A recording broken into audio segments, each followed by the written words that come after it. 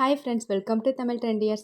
இன்றைக்கி நம்ம செட்டிநாடு ஸ்டைலில் சுவையான மண்டி ரெசிபி தான் செய்ய போகிறோம். வாங்க எப்படி செய்கிறேன்னு வீடியோவில் போய் பார்க்கலாம். அதுக்கு நம்ம ஒரு சட்டி அடுப்பில் வச்சுட்டு 3 ஸ்பூன் அளவு எண்ணெய் ஊற்றிக்குவோம். எண்ணெய் நல்லா காயணும். இப்போ கடுகு உளுந்து தாளிச்சிக்கலாம். கடுகு உளுந்து நல்லா வெடித்ததுக்கப்புறம் நம்ம நறுக்கி வச்சுருக்க சின்ன வெங்காயம், பச்சை மிளகாவை தான் சேர்த்துக்கலாம். உங்கள் காரத்துக்கு ஏற்றாப்புல பச்சை மிளகாய் அட்ஜஸ்ட் பண்ணி போட்டுக்கோங்க. ஆனால் பச்சை மிளகாய் காரம் தான் இதில் அதிகமாக இருக்கணும், மிளகாத்தூள் காரம் கம்மியாக தான் இருக்கணும். இது ரெண்டும் நல்லா வதங்கணும். வதங்கினதுக்கப்புறம் நம்ம நறுக்கி வச்சுருக்க பெரிய தக்காளி 2 தக்காளியாக எடுத்து போட்டுக்கலாம். அடுத்து இது நல்லா வதக்கி விட்டுருங்க.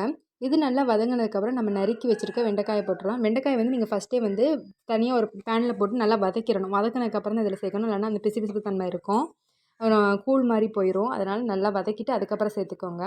இப்போ மசாலா போட்டுக்கலாம். மஞ்சள்தூள் 1 ஸ்பூன், மிளகாத்தூள் 1 ஸ்பூன். மிளகாத்தூள் உங்கள் காரத்துக்கு ஏற்றாப்புல அட்ஜஸ்ட் பண்ணி போட்டுக்கோங்க. இது நல்லா வதக்கிடுங்க. அடுத்து நம்ம நைட்டே வந்து ஒரு 100 கொண்டக்கடலை அளவு ஊற வச்சு நல்லா வேக வச்சு அதுக்கப்புறம் இதில் சேர்க்கணும். சேர்த்து நல்லா மிக்ஸ் பண்ணி விட்டுருங்க. இந்த டைமில் வந்து நம்ம எலுமிச்சை சைஸ் அளவு புளி எடுத்து நல்லா ஊற வச்சு கரைச்சி இதில் ஊற்றிடலாம். அடுத்து தேவையான அளவு உப்பு போட்டு நல்லா கொதிக்க விட்டுற வேண்டியது தான். இதில் புளிப்பு கொஞ்சம் கூட தூக்கலாக இருந்தால் தான் மண்டிக்கு சுவையாக இருக்கும். உப்பு போட்டுட்டு நல்லா வேக விட்டுருங்க. நல்லா கொதித்து வரும்போது ஒரு மாங்காவை நறுக்கி போட்டு நல்லா வற்ற விட்டு இறக்குறீங்கன்னா சூப்பரான மண்டி ரெசிபி ரெடி ஆயிரும். நீங்களும் இதே மாதிரி உள்ள ட்ரை பண்ணுங்கள். ட்ரை பண்ணி பார்த்துட்டு எப்படி இருந்ததுன்னு கமெண்ட்டில் சொல்லுங்கள்.